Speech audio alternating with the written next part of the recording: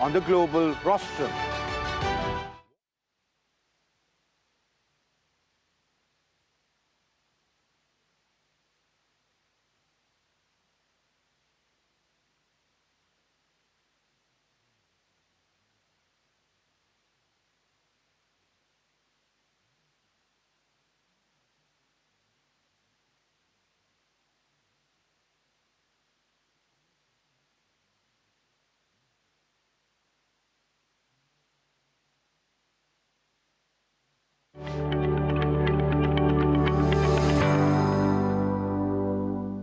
मेरे प्यारे देशवासियों, नमस्कार।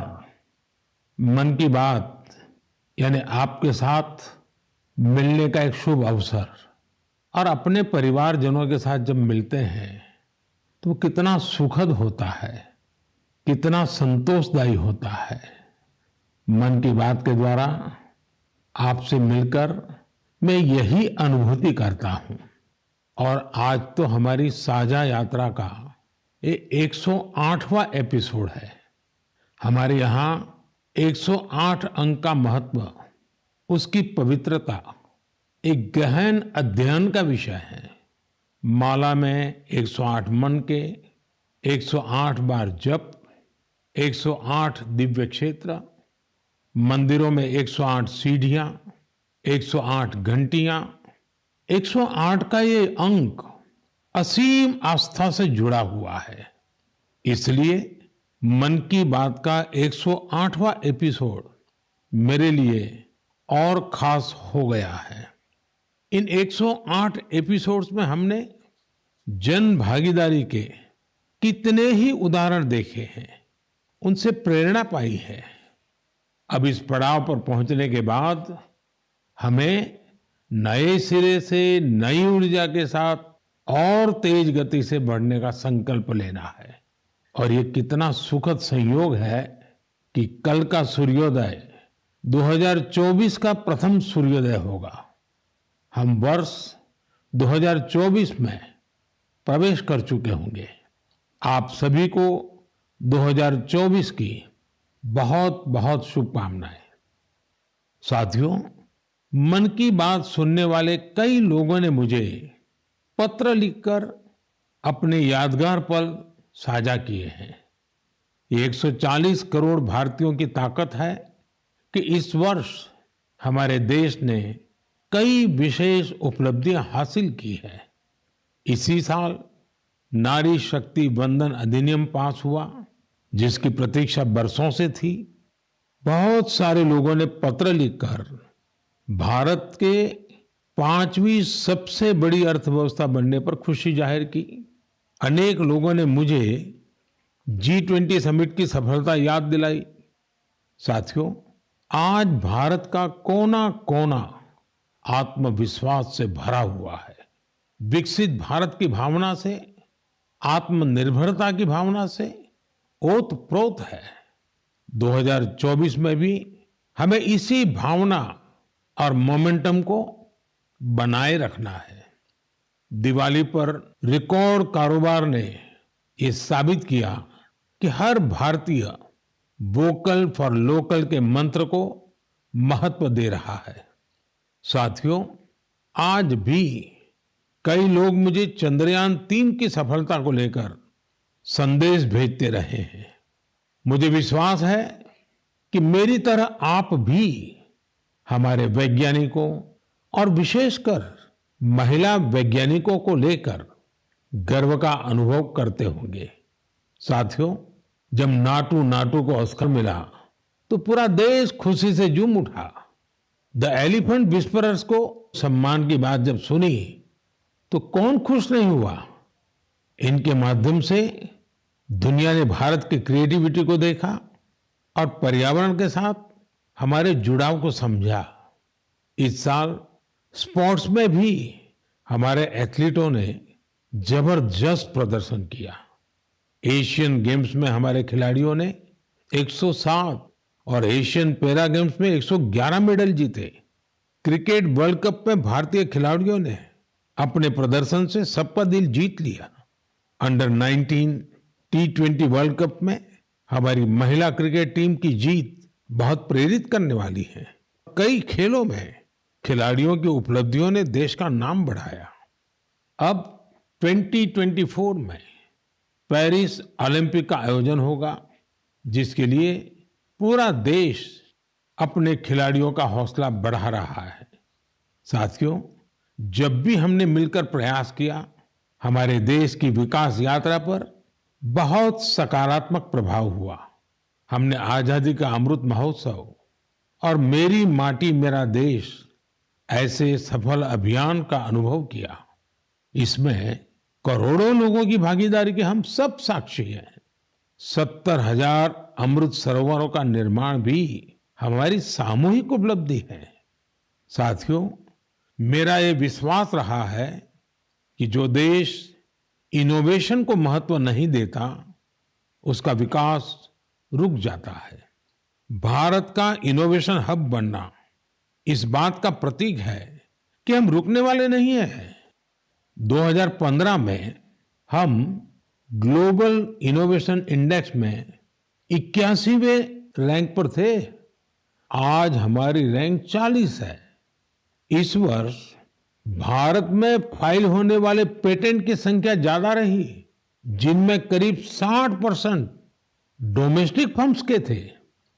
क्यूएस एशिया यूनिवर्सिटी रैंकिंग में इस बार सबसे अधिक संख्या में भारतीय यूनिवर्सिटी शामिल हुई है। अगर इन उपलब्धियों की लिस्ट बनाना शुरू करें तो ये कभी पूरी ही नहीं होगी। ये तो सिर्फ एक झलक है। भारत का सामर्थ्य कितना प्रभावी है। हमें देश की इन सफलताओं से, देश के लोगों की इन उपलब्धियों से प्रेरणा लेनी है, गर्व करना है, नए संकल्प लेने हैं।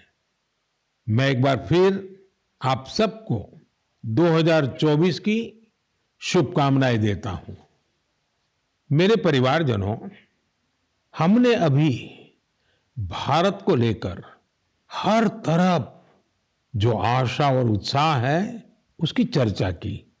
ये आशा और उम्मीद बहुत अच्छी है। जब भारत विकसित होगा तो इसका सबसे अधिक लाभ युवाओं को ही होगा।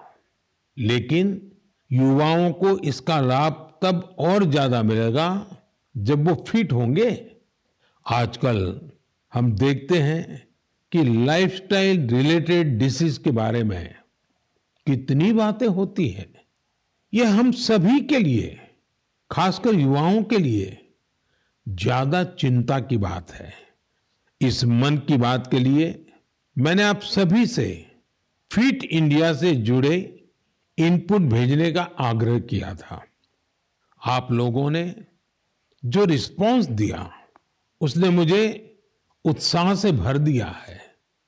नमो ऐप पर बड़ी संख्या में मुझे स्टार्टअप्स ने भी अपने सुझाव भेजे हैं। उन्होंने अपने कई तरह के अनूठे प्रयासों की चर्चा की है। साथियों, भारत के प्रयास से 2023 को इंटरनेशनल ईयर ऑफ मिलेट्स के रूप में मनाया गया। इससे इस क्षेत्र में काम करने वाले स्टार्टअप्स को बहुत सारे अवसर मिले।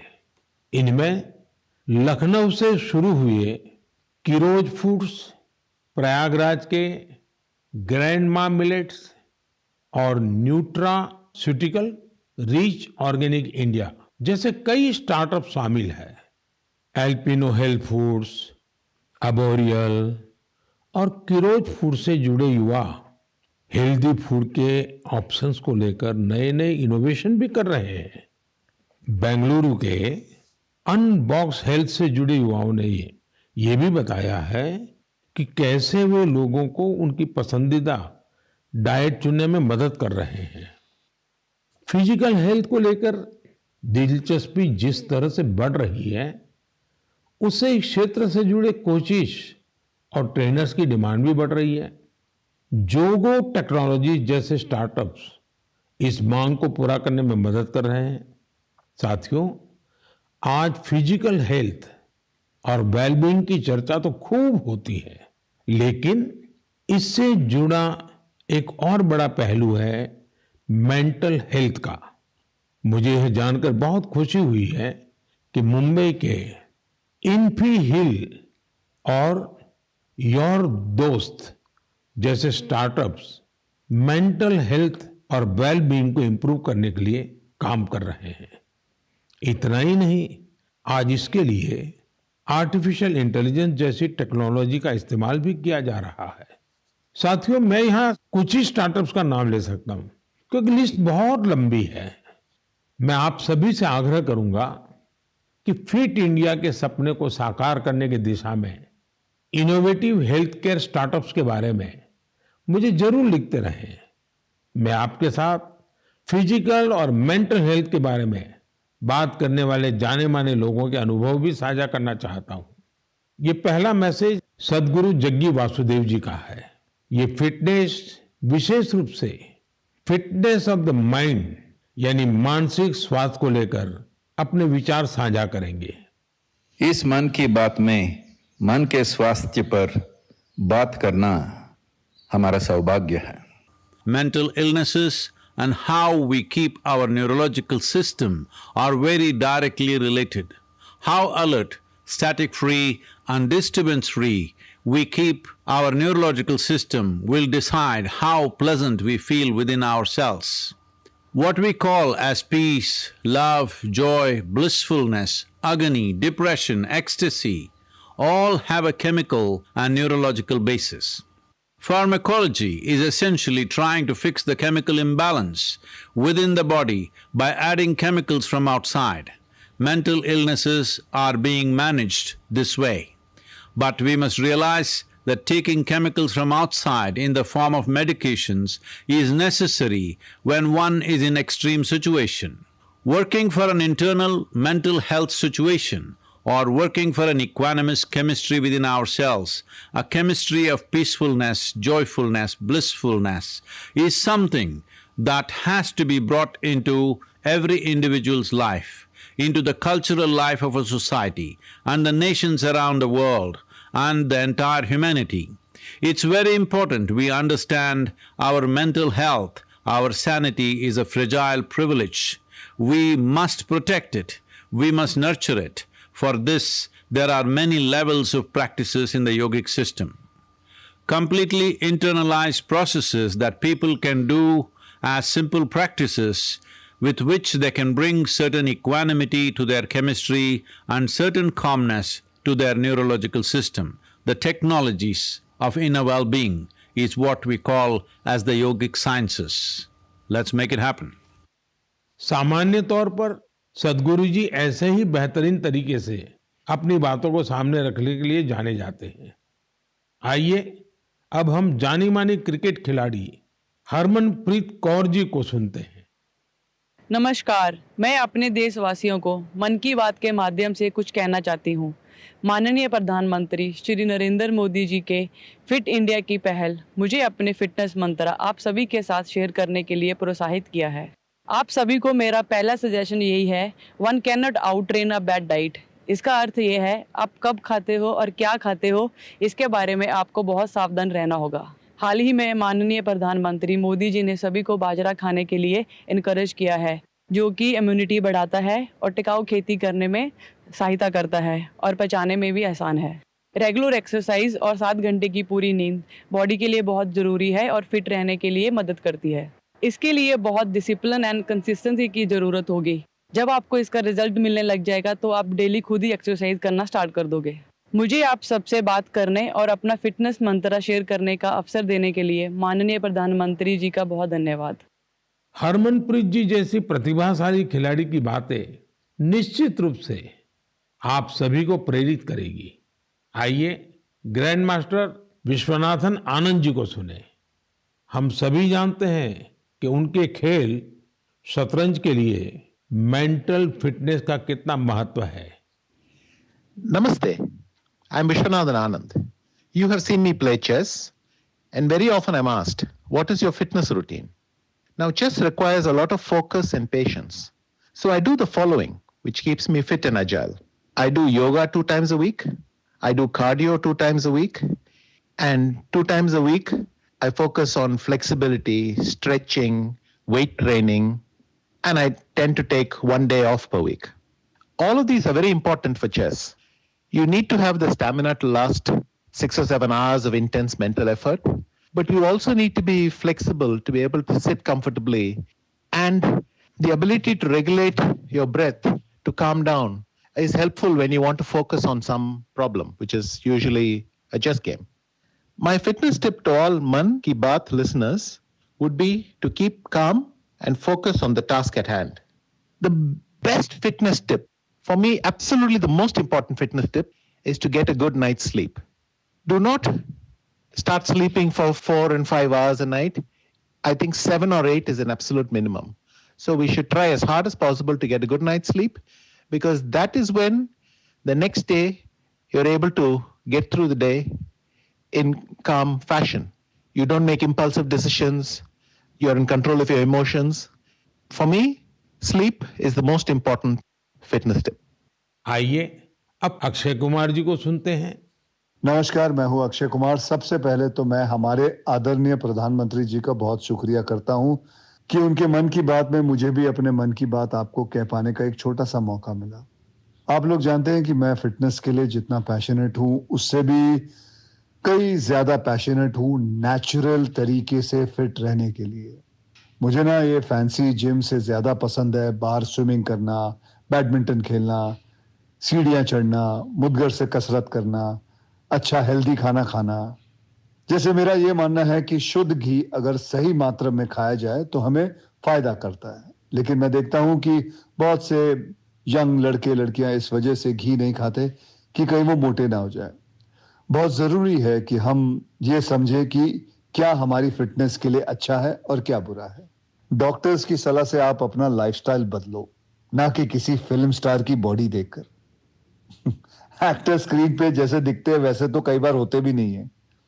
कई तरह के फिल्टर और स्पेशल इफेक्ट्स यूज होते हैं और हम उसे देखकर अपने शरीर को बदलने के लिए गलत तरीके शॉर्टकट का इस्तेमाल करना शुरू कर देते हैं। आजकल इतने सारे लोग स्टेरॉइड लेकर ये 6 पैक 8 पैक इसके लिए चल पड़ते हैं। यार, ऐसे शॉर्टकट से बॉडी ऊपर से फूल जाती है लेकिन अंदर से खोखली रह जाती है। आप लोग याद रखिएगा कि shortcut can cut your life short. आपको शॉर्टकट नहीं, लॉन्ग लास्टिंग फिटनेस चाहिए। दोस्तों, फिटनेस एक तरह की तपस्या है, इंस्टेंट कॉफी या 2 मिनट का नूडल नहीं है। इस नए साल में अपने आप से वादा करो, नो केमिकल्स, नो शॉर्टकट, कसरत, योग, अच्छा खाना, वक्त पे सोना, थोड़ा मेडिटेशन और सबसे जरूरी, जैसे आप दिखते हो ना, उसे खुशी से एक्सेप्ट करो। आज के बाद फिल्टर वाली लाइफ नहीं, फिटर वाली लाइफ जियो। Take care. जय महाकाल। इस सेक्टर में कई और स्टार्टअप्स हैं, इसलिए मैंने सोचा कि एक युवा स्टार्टअप फाउंडर से भी चर्चा की जाए जो इस क्षेत्र में बेहतरीन काम कर रहे हैं। नमस्कार, मेरा नाम ऋषभ मल्होत्रा है और मैं बैंगलोर का रहने वाला हूं। मुझे ये जानकर बेहद खुशी हुई कि मन की बात में फिटनेस पर चर्चा हो रही है। मैं खुद फिटनेस की दुनिया से बिलोंग करता हूं और बैंगलोर में हमारा एक स्टार्टअप है जिसका नाम है तगड़ा रहो। हमारा स्टार्टअप भारत के पारंपरिक व्यायाम को आगे लाने के लिए बनाया गया है। भारत के पारंपरिक व्यायाम में एक बहुत ही अद्भुत व्यायाम है जो है गदा व्यायाम, और हमारा पूरा फोकस गदा और मुग्दर व्यायाम पर ही है।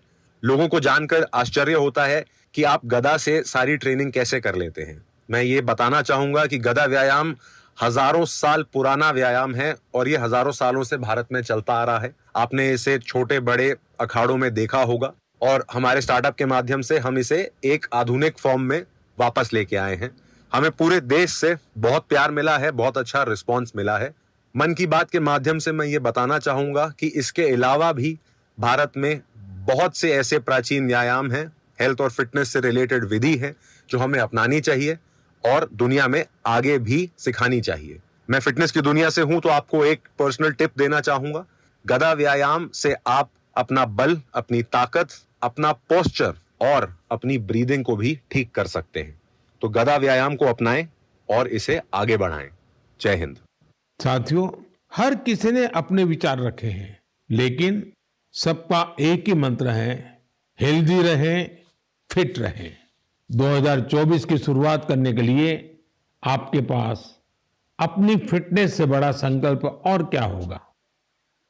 मेरे परिवारजनों, कुछ दिन पहले काशी में एक एक्सपेरिमेंट हुआ था, जिसे मैं मन की बात के श्रोताओं को जरूर बताना चाहता हूं। आप जानते हैं कि काशी तमिल संगमम में हिस्सा लेने के लिए हजारों लोग तमिलनाडु से काशी पहुंचे थे। वहां मैंने उन लोगों से संवाद के लिए artificial intelligence AI tool Bhashini का सार्वजनिक रूप से पहली बार उपयोग किया। मैं मंच से हिंदी में संबोधन कर रहा था, लेकिन एआई टूल भाषिणी की वजह से वहां मौजूद तमिलनाडु के लोगों को मेरा वही संबोधन उसी समय तमिल भाषा में सुनाई दे रहा था। काशी तमिल संगमम में आए लोग इस प्रयोग से बहुत उत्साहित दिखे। वो दिन दूर नहीं जब किसी एक भाषा में संबोधन हुआ करेगा और जनता रियल टाइम में उसी भाषण को अपनी भाषा में सुना करेगी। ऐसा ही फिल्मों के साथ भी होगा। जब जनता सिनेमा हॉल में एआई की मदद से रियल टाइम ट्रांसलेशन सुना करेगी, आप अंदाजा लगा सकते हैं कि जब ये टेक्नोलॉजी हमारे स्कूलों, हमारे अस्पतालों, हमारी अदालतों में व्यापक रूप से इस्तेमाल होने लगेगी तो कितना बड़ा परिवर्तन आएगा। मैं आज की युवा पीढ़ी से आग्रह करूंगा कि रियल टाइम ट्रांसलेशन से जुड़े एआई टूल्स को और एक्सप्लोर करें, उन्हें 100% फुल प्रूफ बनाएं। साथियों, बदलते हुए समय में हमें अपनी भाषाएं बचानी भी हैं और उनका संवर्धन भी करना है। अब मैं आपको झारखंड के एक आदिवासी गांव के बारे में बताना चाहता हूं। इस गांव ने अपने बच्चों को मातृभाषा में शिक्षा देने के लिए एक अनूठी पहल की है। मंगलो गांव में बच्चों को कुडुख भाषा में शिक्षा दी जा रही है। इस स्कूल का नाम है कार्तिक उरांव आदिवासी कुडुख स्कूल। इस स्कूल में 300 आदिवासी बच्चे पढ़ते हैं। कुडुख भाषा उरांव आदिवासी समुदाय की मातृभाषा है। कुडुख भाषा की अपनी लिपि भी है, जिसे तोलंग सिकी नाम से जाना जाता है। ये भाषा धीरे धीरे विलुप्त होती जा रही थी, जिसे बचाने के लिए इस समुदाय ने अपनी भाषा में बच्चों को शिक्षा देने का फैसला किया है। इस स्कूल को शुरू करने वाले अरविंद उरांव कहते हैं कि आदिवासी बच्चों को अंग्रेजी भाषा में दिक्कत आती थी, इसलिए उन्होंने गांव के बच्चों को अपनी मातृभाषा में पढ़ाना शुरू कर दिया। उनके इस प्रयास से बेहतर परिणाम मिलने लगे तो गांव वाले भी उनके साथ जुड़ गए। अपनी भाषा में पढ़ाई की वजह से बच्चों के सीखने की गति भी तेज हो गई है। हमारे देश में कई बच्चे भाषा की मुश्किलों की वजह से पढ़ाई बीच में ही छोड़ देते थे। ऐसी परेशानियों को दूर करने में नई राष्ट्रीय शिक्षा नीति से भी मदद मिल रही है। हमारा प्रयास है कि भाषा किसी भी बच्चे की शिक्षा और प्रगति में बाधा नहीं बननी चाहिए। साथियों, हमारी भारत भूमि को हर कालखंड में देश की विलक्षण बेटियों ने गौरव से भर दिया है। सावित्रीबाई फुले जी और रानी वेलु नाचियार जी देश की ऐसी ही दो विभूतियां हैं। उनका व्यक्तित्व ऐसे प्रकाश स्तंभ की तरह है जो हर युग में नारी शक्ति को आगे बढ़ाने का मार्ग दिखाता रहेगा। आज से कुछ ही दिनों बाद 3 जनवरी को हम सभी इन दोनों की जन्म जयंती मनाएंगे। सावित्रीबाई फुले जी का नाम आते ही सबसे पहले शिक्षा और समाज सुधार के क्षेत्र में उनका योगदान हमारे सामने आता है। वे हमेशा महिलाओं और वंचितों की शिक्षा के लिए जोरदार तरीके से आवाज उठाती रही। वे अपने समय से बहुत आगे थी और उन गलत प्रथाओं के विरोध में हमेशा मुखर रही। शिक्षा से समाज के सशक्तिकरण पर उनका गहरा विश्वास था। महात्मा फुले जी के साथ मिलकर उन्होंने बेटियों के लिए कई स्कूल शुरू किए। उनकी कविताएं लोगों में जागरूकता बढ़ाने और आत्मविश्वास भरने वाली होती थी। लोगों से हमेशा उनका यह आग्रह रहा कि वे जरूरत में एक दूसरे की मदद करें और प्रकृति के साथ भी समरसता से रहें।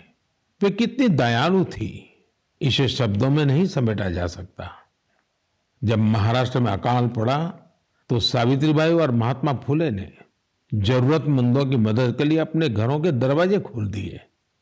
सामाजिक न्याय का ऐसा उदाहरण विरले ही देखने को मिलता है। जब वहां प्लेग का भय व्याप्त था तो उन्होंने खुद को लोगों की सेवा में झोंक दिया। इस दौरान वे खुद इस बीमारी की चपेट में आ गई। मानवता को समर्पित उनका जीवन आज भी हम सभी को प्रेरित कर रहा है। साथियों, विदेशी शासन के खिलाफ संघर्ष करने वाली देश की कई महान विभूतियों में से एक नाम रानी वेलु नाचियार का भी है। तमिलनाडु के मेरे भाई बहन आज भी उन्हें वीरा मंगई यानी वीर नारी के नाम से याद करते हैं। अंग्रेजों के खिलाफ रानी वेलु नाचियार जिस बहादुरी से लड़ी और जो पराक्रम दिखाया वो बहुत ही प्रेरित करने वाला है। अंग्रेजों ने शिवगंगा साम्राज्य पर हमले के दौरान उनके पति की हत्या कर दी थी, जो वहां के राजा थे। रानी वेलु नाचियार और उनकी बेटी किसी तरह दुश्मनों से बच निकली थी। वे संगठन बनाने और मरूद ब्रदर्स यानी अपने कमांडरों के साथ सेना तैयार करने में कई सालों तक जुटी रही। उन्होंने पूरी तैयारी के साथ अंग्रेजों के खिलाफ युद्ध शुरू किया और बहुत ही हिम्मत और संकल्प शक्ति के साथ लड़ाई लड़ी। रानी वेलु नाचियार का नाम उन लोगों में शामिल है जिन्होंने अपनी सेना में पहली बार ऑल विमेन ग्रुप बनाया था। मैं इन दोनों वीरांगनाओं को श्रद्धा सुमन अर्पित करता हूं। मेरे परिवारजनों, गुजरात में डायरा की परंपरा है। रात भर हजारों लोग डायरा में शामिल होकर के मनोरंजन के साथ ज्ञान को अर्जित करते हैं। इस डायरा में लोक संगीत, लोक साहित्य और हास्य की त्रिवेणी हर किसी के मन को आनंद से भर देती है। इस डायरा के एक प्रसिद्ध कलाकार है भाई जगदीश त्रिवेदी जी। हास्य कलाकार के रूप में भाई जगदीश त्रिवेदी जी ने 30 साल से भी ज्यादा समय से अपना प्रभाव जमा रखा है। हाल ही में भाई जगदीश त्रिवेदी जी का मुझे एक पत्र मिला और साथ में उन्होंने अपनी एक किताब भी भेजी है। किताब का नाम है social audit of social service. एक किताब बड़ी अनूठी है। इसमें हिसाब किताब है। ये किताब एक तरह की बैलेंस शीट है। पिछले 6 सालों में भाई जगदीश त्रिवेदी जी को किस किस कार्यक्रम से कितनी आय हुई और वो कहां कहां खर्च हुआ, इसका पूरा लेखा जोखा किताब में है। ये बैलेंस शीट इसलिए अनोखी है क्योंकि उन्होंने अपनी पूरी आय, एक एक रुपया समाज के लिए, स्कूल, हॉस्पिटल, लाइब्रेरी, दिव्यांगजनों से जुड़ी संस्थाओं, समाज सेवा में खर्च कर दिया। पूरे 6 साल का हिसाब है। जैसे किताब में एक स्थान पर लिखा है 2022 में उनको अपने कार्यक्रमों से आय हुई 2,35,79,674 रुपये और उन्होंने स्कूल, हॉस्पिटल, लाइब्रेरी पर खर्च किए 2,35,79,674 रुपये। उन्होंने 1 रुपया भी अपने पास नहीं रखा।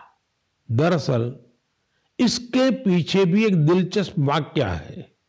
हुआ यूं कि एक बार भाई जगदीश त्रिवेदी जी ने कहा कि जब 2017 में वो 50 साल के हो जाएंगे तो उसके बाद उनके कार्यक्रमों से होने वाली आय को वो घर नहीं ले जाएंगे बल्कि समाज पर खर्च करेंगे। 2017 के बाद से अब तक वो लगभग 9.25 करोड़ रुपए अलग अलग सामाजिक कार्यों पर खर्च कर चुके हैं। एक हास्य कलाकार अपनी बातों से हर किसी को हंसने के लिए मजबूर कर देता है, लेकिन वो भीतर कितनी संवेदनाओं को जीता है, ये भाई जगदीश त्रिवेदी जी के जीवन से पता चलता है। आपको ये जानकर हैरानी होगी कि उनके पास पीएचडी की 3 डिग्रियां भी हैं। वो 75 किताबें लिख चुके हैं, जिनमें से कई पुस्तकों को सम्मान भी मिला है। उन्हें सामाजिक कार्यों के लिए भी कई पुरस्कारों से सम्मानित किया जा चुका है। मैं भाई जगदीश त्रिवेदी जी को उनके सामाजिक कार्यों के लिए बहुत बहुत शुभकामनाएं देता हूं। मेरे परिवारजनों, अयोध्या में राम मंदिर को लेकर पूरे देश में उत्साह है, उमंग है। लोग अपनी भावनाओं को अलग अलग तरह से व्यक्त कर रहे हैं। आपने देखा होगा, बीते कुछ दिनों में श्री राम और अयोध्या को लेकर कई सारे नए गीत, नए भजन बनाए गए हैं। बहुत से लोग नई कविताएं भी लिख रहे हैं। इसमें बड़े बड़े अनुभवी कलाकार भी हैं, तो नए उभरते युवा साथियों ने भी मन को मोह लेने वाले भजनों की रचना की है। कुछ गीतों और भजनों को तो मैंने भी अपने सोशल मीडिया पर शेयर किया है। ऐसा लगता है कि कला जगत अपनी अनूठी शैली में इस ऐतिहासिक क्षण का सहभागी बन रहा है। मेरे मन में एक बात आ रही है कि क्या हम सभी लोग ऐसी सारी रचनाओं को एक कॉमन हैशटैग के साथ शेयर करें।